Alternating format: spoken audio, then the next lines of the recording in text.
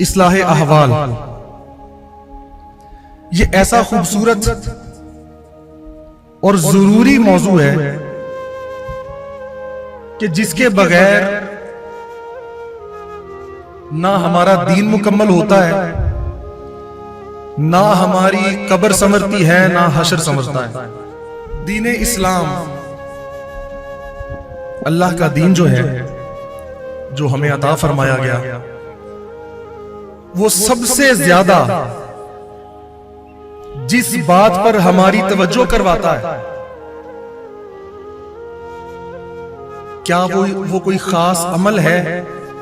یا کوئی خاص عادت ہے، کوئی خاص کام ہے؟ نہیں، سب سے زیادہ جس چیز پر توجہ فرماتا ہے اور ہمارا دھیان دلواتا ہے، اس کو اگر ہم ایک لفظ میں کہنا چاہیں تو وہ لفظ ہے اصلاح احوال۔ جو سارے اعمال میں، جو تعلیمات میں، جو اس کی بنیاد ہے، جو اس کی بیس ہے، وہ یہ ہے کہ ہمارے احوال کی اصلاح ہو جائے۔ اگرچہ وہ روزہ رکھنا ہو، وہ نماز پڑھنا ہو، وہ زکوٰۃ ہو، وہ حج ہو، وہ کوئی عمل ہو، اس میں بنیادی جو بات ہے وہ یہ ہے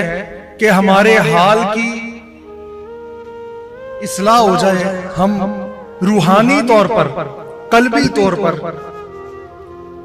اپنی اصلاح کر لیں اور اللہ کے دین پر آ جائیں۔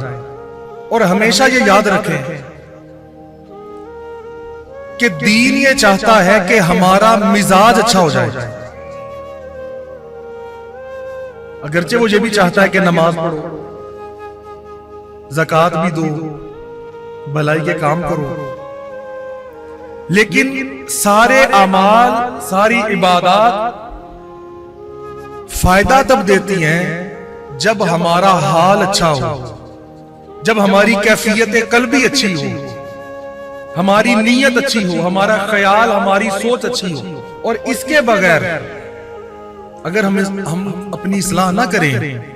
تو پھر ہم جو مرضی کرتے پھریں، پھر تو جو بھی عمل ہوگا، جو بات ہوگی، وہ دکھاوا ہوگا۔ اور یہ بات آج کے معاشرے میں ہمیں سمجھ لینی چاہیے، ذہن میں بٹھا لینی چاہیے۔ یہ ایک نکتہ ہے، ایک نکتہ ہے، علمی اور روحانی نکتہ، کہ جو لوگ اپنے مزاج کی اصلاح نہیں کرتے، جو لوگ، میں کسی ایک خاص عمل کی بات نہیں کر رہا، اپنے مزاج کی اوورآل جو ہماری طبیعت ہے، ہمارا جو مزاج ہے، اس کی بات کر رہا ہوں۔ اگر ہم اپنے مزاج میں اچھی تبدیلی نہیں لاتے تو ہوتا کیا ہے کہ ان برے اعمال، بری عادتوں، بری خصلتوں، برے خیالات، بری سوچوں، برے لہجوں، بری باتوں کی وجہ سے آہستہ آہستہ ایمان میں کمی آنا شروع ہو جاتی ہے، اور بعض اوقات انسان ہدایت کی راہ سے بالکل ہٹ جاتا ہے۔ اس بات کا یہ نقصان ہوتا ہے جب ہم اپنے مزاج کو تبدیل نہیں کرتے اور اپنی اصلاح کرنے والے لوگوں پر اللہ کریم احسان یہ فرماتا ہے کہ ان کو دین حق کی نعمت سے نواز دیتا ہے، اگرچہ وہ کسی مذہب سے تعلق رکھتے ہو،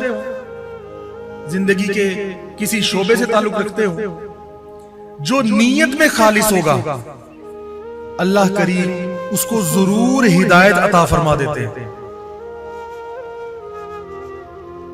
اب جو لوگ ہم میں ایسے ہیں، جو لوگ عبادات پر اگرچہ بڑا زور دیتے ہو، وظائف پر زور دیتے ہو، اور کئی طرح کے اعمال ہو، حلیہ بنا